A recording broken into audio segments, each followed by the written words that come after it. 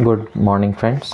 आज हम डिस्कस कर लेते हैं एक बहुत ही इम्पॉर्टेंट टॉपिक पे जो कल से बहुत ही न्यूज़ में है, और वो है JSW स्टील और भूषण स्टील का जो उसका एक्विजिशन था, Bhushan power and steel limited का, उसको क्या हुआ, वो स्क्रैप कर दिया सुप्रीम कोर्ट ने। तो उसको हम डिटेल में डिस्कस कर लेते हैं कि ऐसा क्यों हुआ है और इसके क्या रिpercussions हो सकते हैं JSW स्टील के लिए। सबसे पहले तो मैं आपको बता दूं कि ये JSW स्टील ने जो भूषण पावर स्टील को जो एक्वायर किया था, ये IBC 2016 जो इंसॉल्वी बैंक्रप्सी कोड के तहत उस प्लिया के अंडर इन्होंने इसको एक्वायर किया था, और इसको NCLAT ने 2019 में अप्रूव कर दिया था। और जो ये एक्विजिशन हुआ ये 2021 में हुआ बाय JSW स्टील। इसके बाद क्या हुआ है कि इसमें मेन प्रॉब्लम ये थी कि इसमें जो भूषण स्टील के प्रमोटर्स हैं उन पे ED के केसेस चल रहे थे। तो जब भूषण स्टील को एक्वायर किया JSW स्टील ने, वो 19,700 करोड़ में एक्वायर किया था 2019 में JSW स्टील ने। और इसके जो ओरिजिनल क्रेडिटर थे जिन्होंने लैंडिंग करी थी भूषण स्टील को, मतलब वो थे स्टेट बैंक ऑफ इंडिया और पंजाब नेशनल बैंक। तो ये जो पैसे से एक्वायर किया गया था इसको JSW स्टील ने भूषण स्टील को, तो ये उन्होंने as a part of deal जो भी था क्रेडिटर्स को वापस दिया, स्टेट बैंक ऑफ इंडिया और पंजाब नेशनल बैंक को।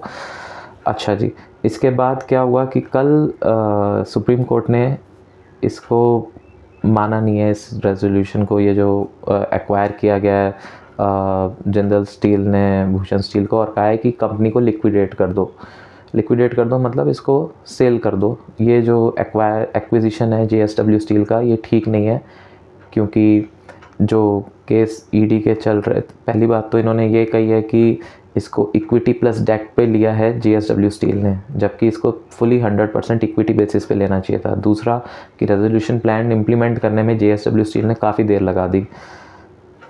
इसके जवाब में JSW स्टील ने कहा है कि अभी तक हमें रिटर्न कॉपी सुप्रीम कोर्ट की मिली नहीं है जो उन्होंने ऑर्डर पास किया है, और उसके बाद वो लीगल कोर्ट्स का एक्शन लेंगे जो भी उनकी तरफ से होगा, JSW स्टील की तरफ से जो अप्रोप्रिएट होगा। अच्छा, अब हम बात कर लेते हैं कि इस डिसीज़न के बाद क्या इम्पैक्ट पड़ सकता है JSW स्टील पे। JSW स्टील का जो आउटपुट है उसका 10 to 15% भूषण स्टील से आ रहा था। तो सीधा अगर ये लिक्विडेशन में चली गई कंपनी तो 15% आउटपुट आपका कट आउट हो जाएगा।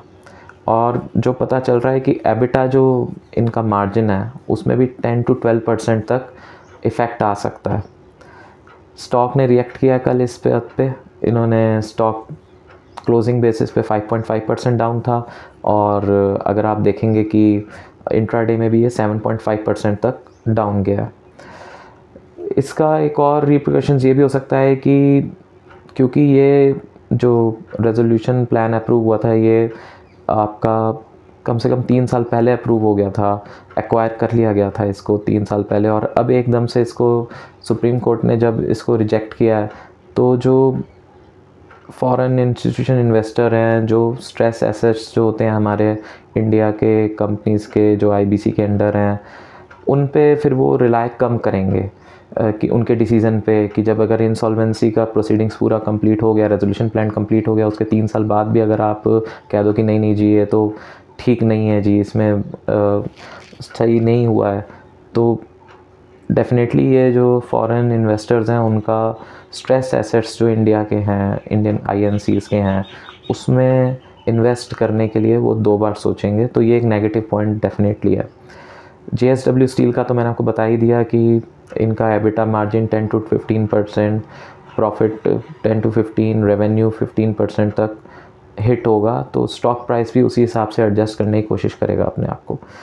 इसके अलावा जिन बैंक्स ने, जो बैंक्स इनकी JSW स्टील से, मतलब JSW स्टील ने जिनको पैसा दिया था, PNB और SBI, मेन ये 2 बैंक्स हैं, इन्होंने इंडेमनिटी बॉन्ड साइन किया था कि इन केस अगर सुप्रीम कोर्ट का जो वर्डिक्ट आता है तो अगर लिक्विडेशन का वर्डिक्ट आता है, जो सुप्रीम कोर्ट में केस चल रहा था भूषण स्टील और इस पे JSW स्टील के एक्विजिशन पे, तो ये लोग पैसा वापस करेंगे।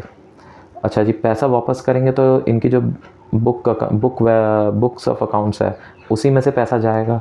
तो SBI और PNB ये दो बैंक्स को भी अच्छा खासा फ़र्क पड़ेगा, क्योंकि इनको ये पैसे वापस करने पड़ेंगे JSW स्टील को। इसके अलावा अगर और मैं देखूं तो इसके अलावा हाँ ये भी है कि JSW स्टील का कैपिटल इन्फ्यूजन भी इन्होंने किया था भूषण स्टील में फॉर प्रोडक्शन एनहांसमेंट। तो वो 2.5 से 3 हज़ार करोड़ रुपए तक था। तो वो भी एक तरीके से राइट ऑफ करना पड़ेगा उनको।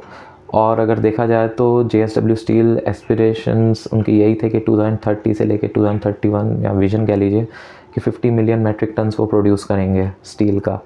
बट और उसके लिए उन्होंने ये सोचा था कि उसमें से 10 मिलियन टन भूषण स्टील से आएगा।